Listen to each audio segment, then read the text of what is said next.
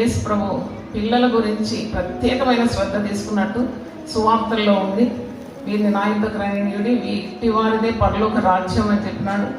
మరి శిష్యులు పిల్లలను ఆటంకపరిచినప్పుడు పిల్లలను ఆటంకపరచదని గట్టిగా చెప్పినాడు. అలాగే తల్లులు పిల్లలతో వచ్చినప్పుడు వారిని ఎత్తుకొని ముద్దాడి వారి తల మీద చేతులుంచి వారిని ఆశీర్వదించినాడు. అయితే నేను ధ్యానిస్తున్నప్పుడు ఒక 10 పర్యాయాలు యేసుప్రభు పిల్లల గురించి చెప్పినట్టు నాకు కనబడింది.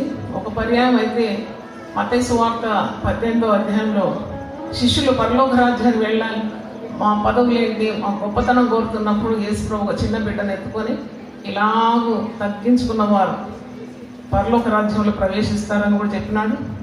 అదే మత్తయి 18:6వ వచనంలో ఎవడైనా చిన్న బిడ్డలను ఆటంకపరిస్తే వాని మెడకు పెద్ద తిరగట్రాయి కట్టి మిక్కిలి లోతైన సముద్రంలో వారిని నెట్టివేయాలన్నప్పుడు నాకు మరి అది చదివినప్పుడు అనిపించింది, how much Jesus love children.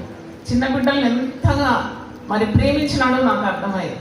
వాళ్ళు కేకలు వేసి స్తుతిస్తున్నప్పుడు అక్కడ కూడా శిష్యులు అడ్డగించినప్పుడు అన్నాడు, మరి వీరిని అడ్డగించవద్దు, వాళ్ళు స్తుతించకుండా రాళ్ళు కేకలు వేస్తాయని చెప్పినాడు. కాబట్టి మనం చేసే ఈ పరిచర్య సీఫీ దాదాపు 60 సంవత్సరాల పైగా చేసిన పరిచర్య దేవునికి చాలా ప్రీతికరమైందని నేను గమనించినాను, గ్రహిస్తున్నాను.